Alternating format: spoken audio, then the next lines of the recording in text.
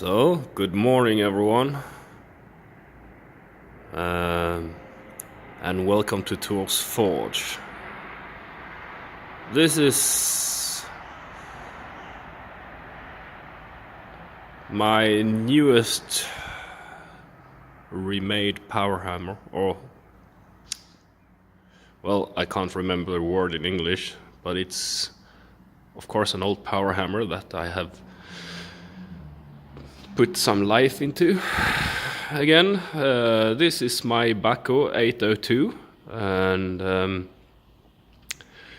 it weighs around 1400 kilos, and it has a ram weight of 50 kilograms, so it's a quite powerful spring powered hammer, or yeah, belt powered, but the main thing is that it's a spring on it, not air pistons or anything else. So well, I started restoring, that's the word, I started restoring this for about a year ago. Had a machinist who made some parts for it because they were broken, and I didn't want to weld cast steel together again, because by experience, I know if I weld cast steel together, it will hold for a while and then it break again. Even if you do it properly, it rarely hold for very long. So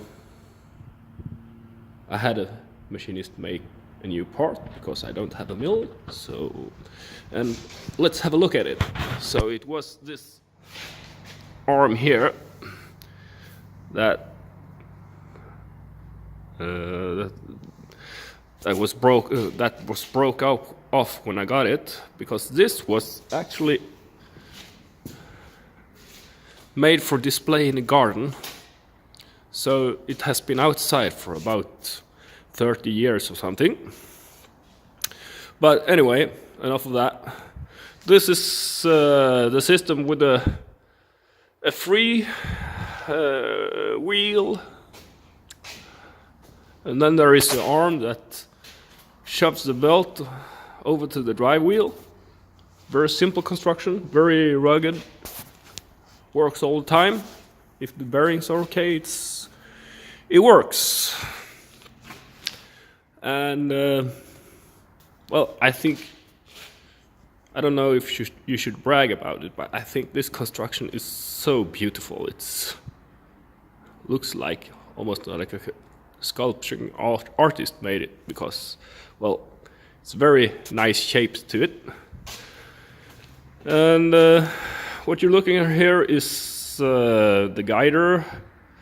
You can adjust. It's an adjustable guider on this side, and it's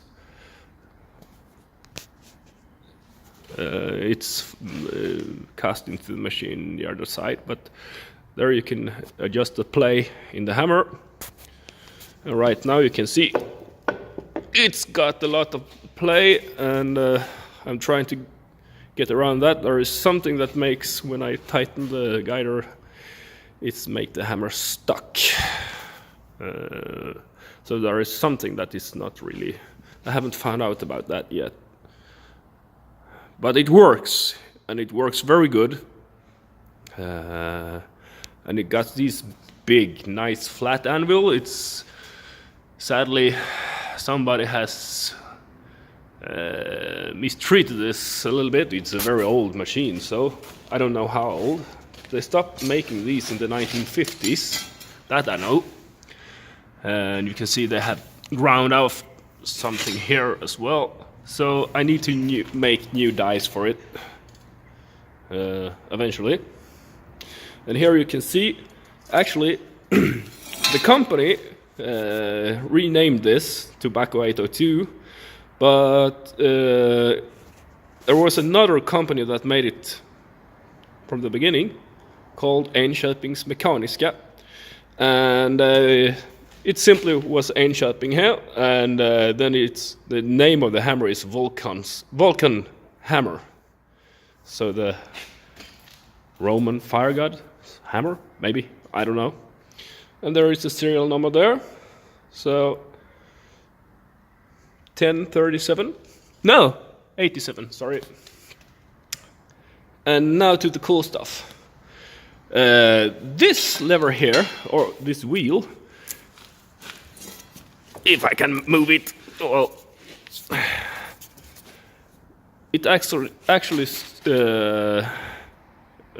you can adjust the stroke length of the hammer. So if I turn on this wheel, you can see here, sorry, finger in the way, you can actually adjust the hammer stroke length, so that now it has a very short stroke, which means it doesn't hit that hard. That's a really cool thing to have, and usable. It's almost, well, it's not like an air-powered hammer, but anyway. And you can see this lever here adjusts the height of the hammer. So you can have the stroke length here, and here you can just move this lever very fast when it's working. And you can see here, you look at the, here is in the lowest, and if I want to have a bigger piece in, I just adjust this, and now the hammer is a lot higher. So I decided to make a loose foundation for this.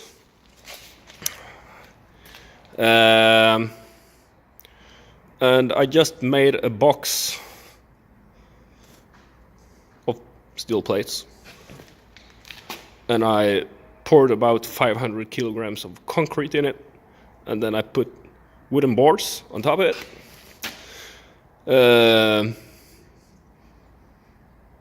Just to give it some, because this floor wouldn't hold if you just had the machine on it bolted. It will crack the floor immediately, probably.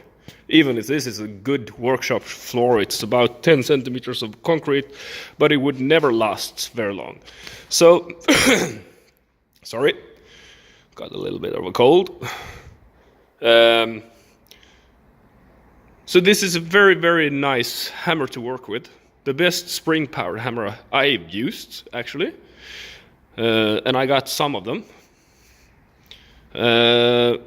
So, well,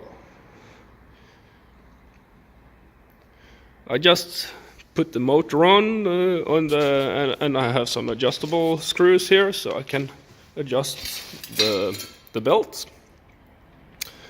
And it's a 5.5 horsepower motor, and well, it's more than enough. I just run it off on half the speed of it, and it's more than enough. So I could probably manage with a lot smaller motor. Anyway, you can see this. I didn't remove this yet because I couldn't go into it with an angle grinder without cutting into the machine, and I didn't want to do that, so I just left it there for a while. This was the old pedal for the operation of the machine, and I didn't like that because it just went around in front to here on this knob.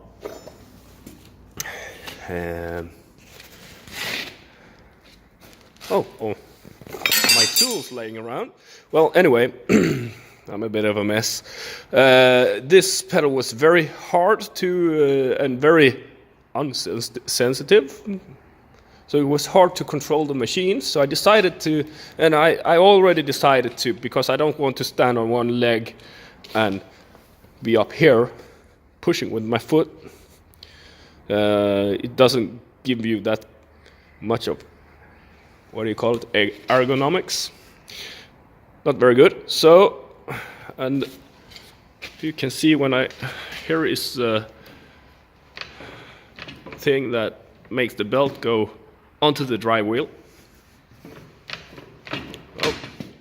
And this shaft here was connected to the old pedal, but it didn't work very good, so I decided to make a new one. So I just welded together some tubing, or ordinary water pipes actually, and I made this so I can work from all sides, and I got a good leverage here, so even if the spring over here is quite hard, you don't notice it down on the pedal. So it's very sensitive, and that's good. Well, let's see if we can start it up. So,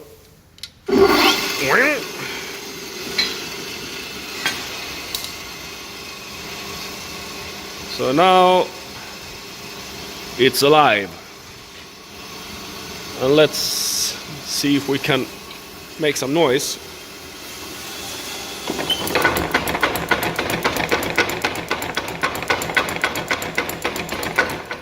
Well, didn't want to smack the anvil, the dies together, so I put it deliberately on quite high on the hammer so it wouldn't touch it. But actually, you can still, on this foundation, you can feel it in your teeth when you're hitting with it.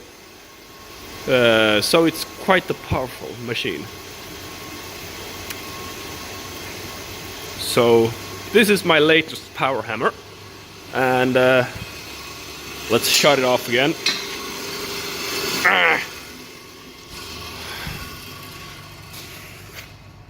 So it actually replaced my old 40 or 38 kilogram hammer, and there is some issues with the drive there, so I'm going to restore it again, of course, and maybe I sell it. I don't know what I do with it, because I have something bigger. Well, this one is a beast.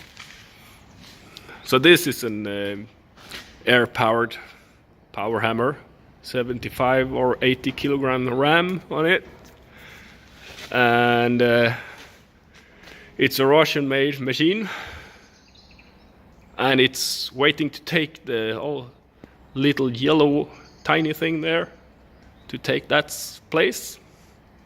And then probably I've never used a spring-powered hammer again, because I worked with air hammers before, and they are super, super nice to work with in comparison, because you have a lot of more control and everything. It's easy to get an extra hit with those that you don't want on your workpiece and maybe ruin it. So it takes a lot more of the blacksmith to operate these, because they're a little bit uncontrollable compared to an air-powered hammer. So my goal is to actually have more than this air-powered hammer in the end, when I'm satisfied with my hammers. But that's in the future. I have talked long enough now. So have a nice day. I'm going to start work on some Dane axes now. So have a nice day.